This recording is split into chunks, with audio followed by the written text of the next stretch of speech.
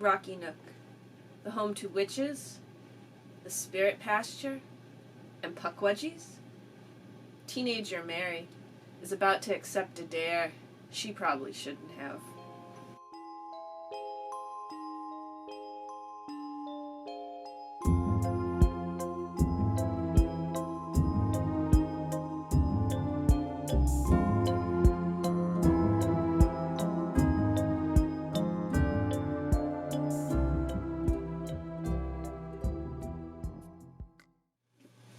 Hey, thanks for stopping by for tonight's story. This is our Halloween story, and I'm really excited for this one because this is my favorite one. It's kind of different and really action-packed. So this is by Joseph R. Chandler, and he just titled it number 3, but I'm going to call this one The Spirit Pasture.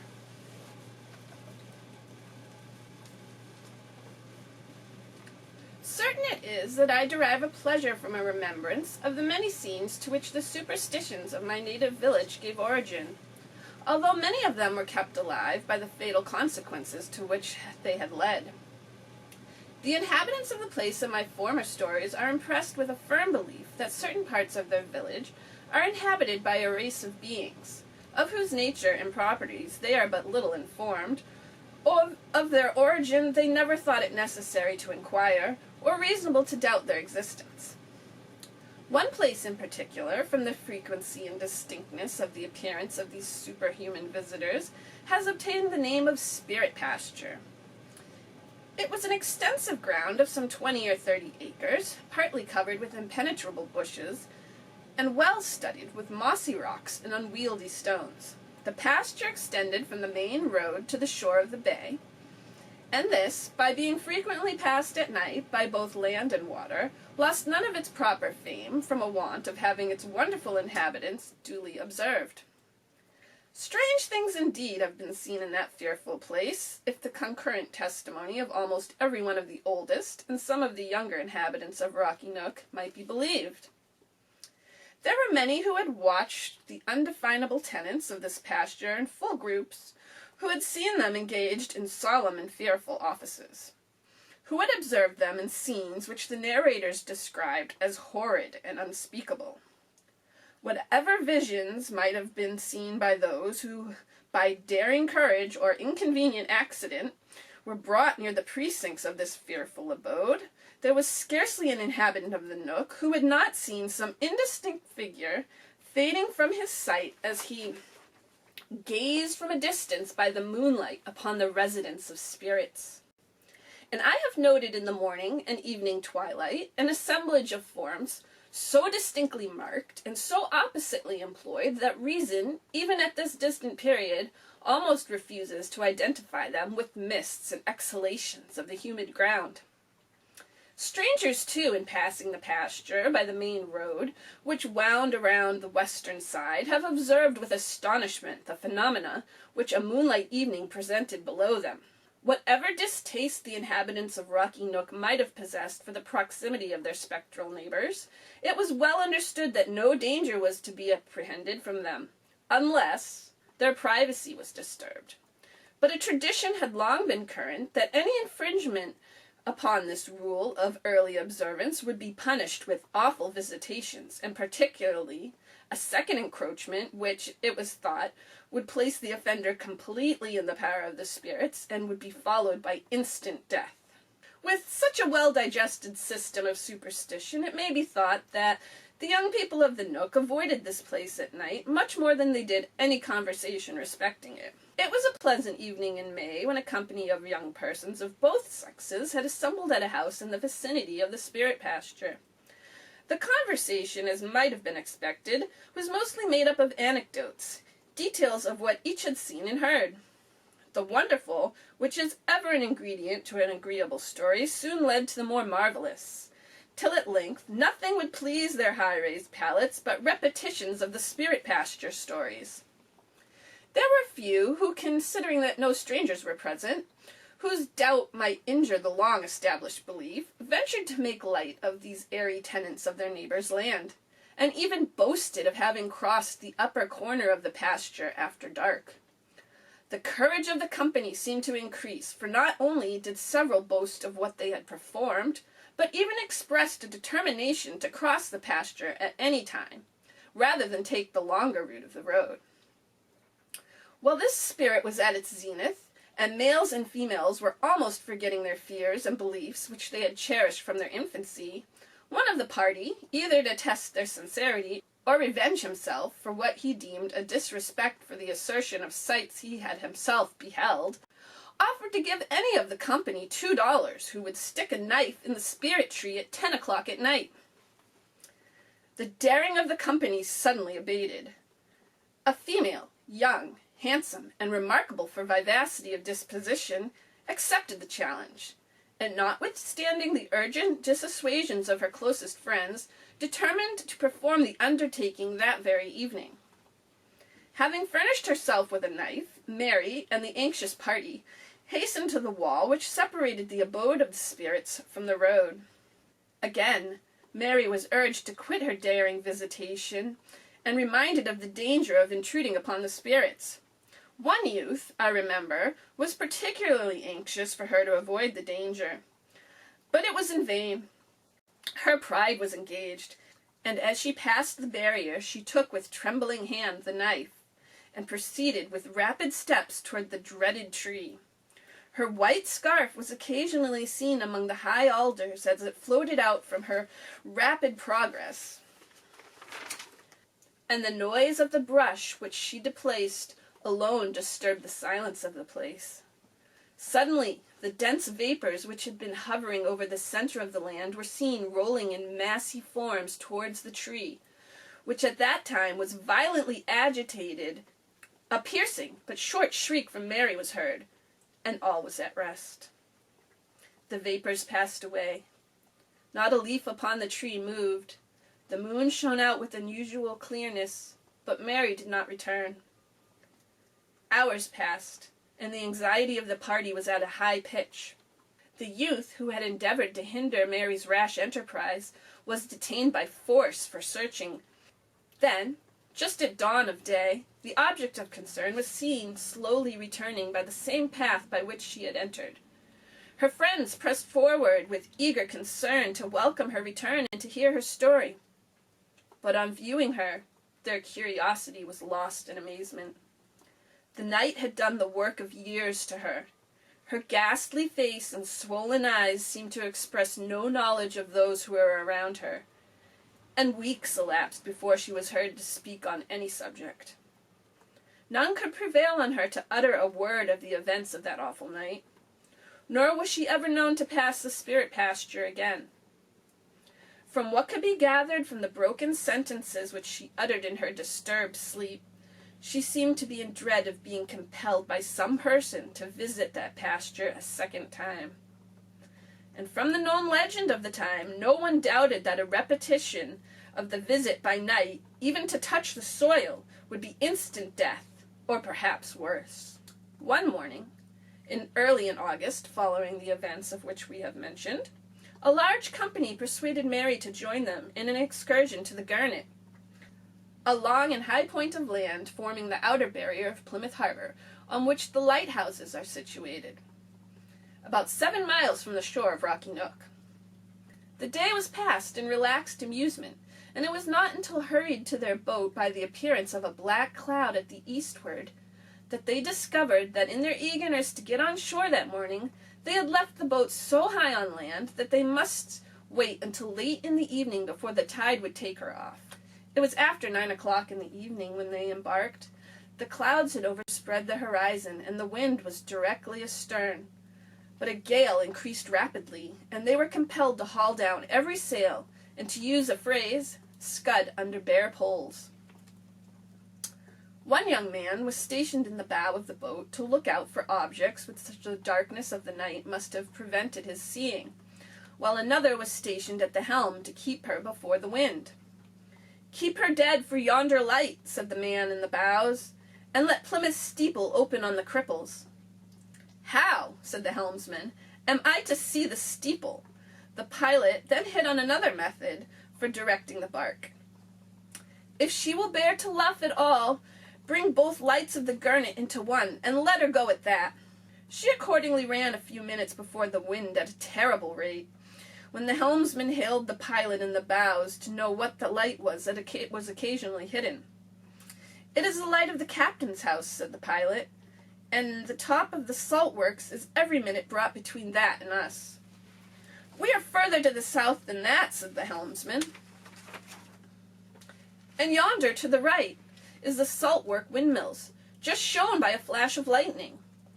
The pilot waited a few minutes, when he suddenly started up and exclaimed, "Good God! Yonder light is in Robin's kitchen, and the object that obstructs it is a spirit tree.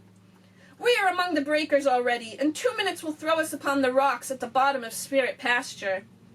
Every being on board seemed to cling to each other with horror, except Mary.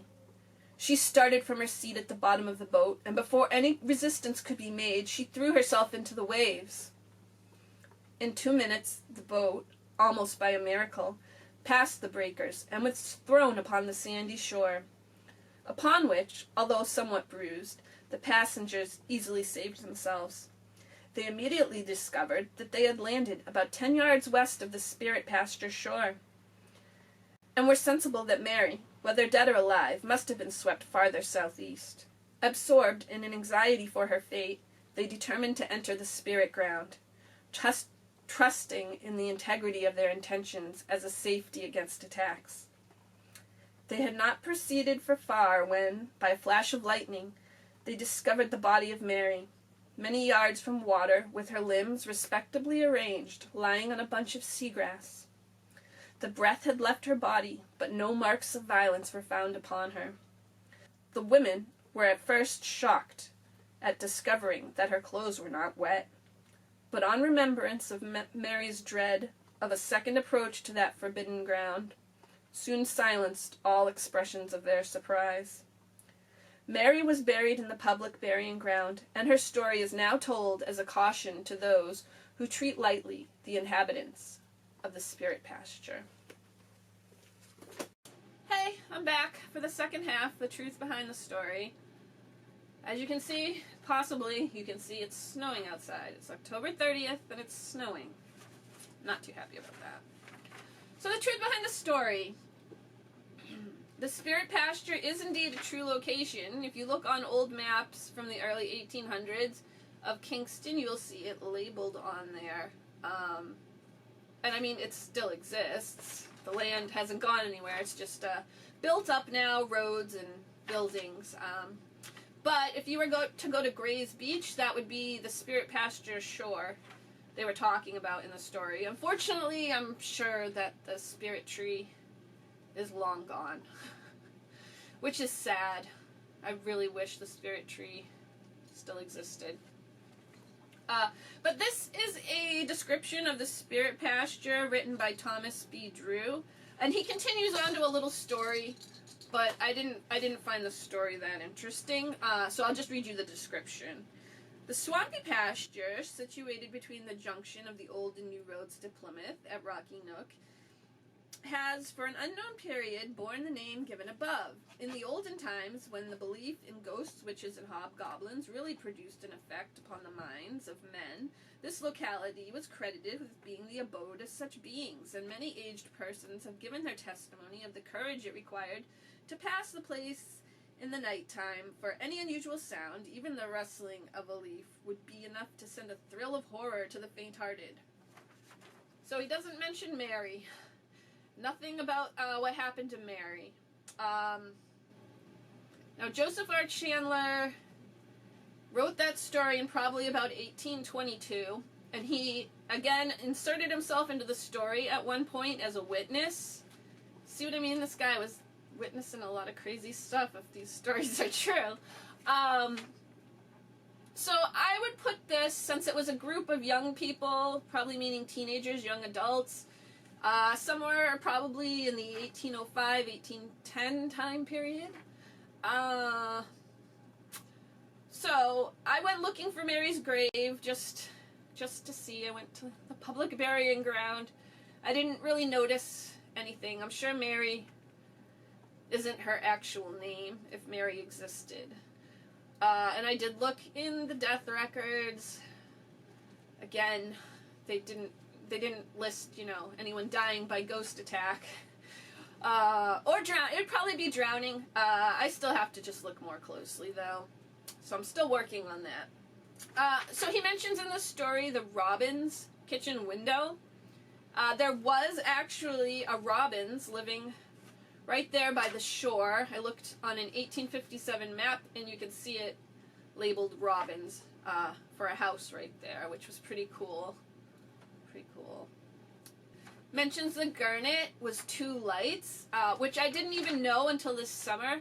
If you go and look at my other videos in the hiking playlist, there's a video where I hike to Gurnet Light, and I see the ruins, the outline of the old lighthouse that was there, and that's when I figured out there was 2 lights, 2 Gurnet lights. I never knew that until then. But if you go out there ever, you can see where the other one was. It's pretty cool.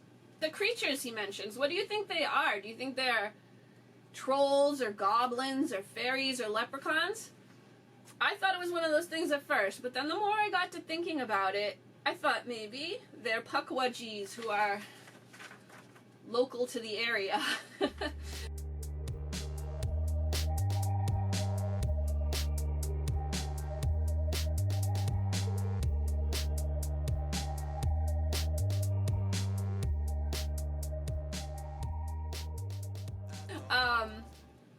And they're sort of similar to all those other creatures. I couldn't find public domain pictures of Pukwudgies that I could use for the video, so I actually just used pictures of trolls for the video. Just, you know, it's the same idea. But do you think it's possibly Pukwudgies? If it was Pukwudgies he was talking about, that would make Joseph R. Chandler the first to probably mention them in American literature. There was this man named Schoolcraft who first wrote down some Pukwudgie legends, and then Henry Wadsworth Longfellow really enjoyed his stories, and he put the Pukwudgies into the Song of Hiawatha. And so Wikipedia has them credited as being the first to put them into American literature, written down into American literature. But maybe Joseph R. Chandler was, which would be pretty cool. Little discovery. So I'm continuously looking for more information on all these stories, which, by the way, if you have any for me, please go on over to my Facebook page. It'll be in the description, the link to that, and let me know if you have any more information on any of these stories. But as I said, I'm continuously, almost every day, looking for more information. Kind of decided I'm gonna try and maybe make a book about the folklore of Plymouth Bay. We'll see. I have so much. I've been gathering so much. I feel it would work better in a book maybe than videos. I don't know. Constantly looking for more information, and I happened to find a third story about the Spirit Pasture from the 1800s. This one was written in 1872, and it was published in a magazine from Boston. Unfortunately, I only have like a photocopy of the page, and the printing is microscopic, and if you blow it up, it gets kind of blurry, so it's very difficult to read, so I'm still working on reading it. But it's really cool, and I wish I could have had it ready for today, because the story takes place on Halloween night. And it's about a young man who has to go from Kingston to Plymouth for a Halloween dance, because he's very interested in a young lady, and there's another man that's very interested in her, so it's very important to him that he get there, so he takes a shortcut across the Spirit Pasture. So that story is 100% fiction, but it shows that there was a lot of stories being passed around back then about the Spirit Pasture, but the thing I am most excited about having found this story is that it mentions that there was a witch that used to live in Rocky Nook. So I am feeling very confident, more confident than I was before about my last video about the witch Rachel. I feel 100% sure now that Rachel probably maybe really existed, and lived in Rocky Nook. That's really exciting. I was so excited to find that.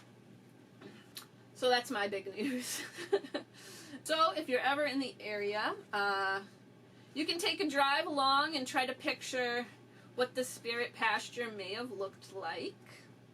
You can go on down to Gray's Beach and just think of the story and think of the shore there and the moonlight and the lightning and rain and Mary's body lying in the grass, perfectly dry. Pretty spooky place, if you ask me. Alright, thank you for watching. I hope you enjoyed all these stories. As I've said, I do have a couple more. I don't know for sure what I'm going to do with them. We'll see. And then I do have this new one by another author that I found, so I might be back for more videos. Or it might be a book. We'll have to see. Thanks for watching. See ya in another video.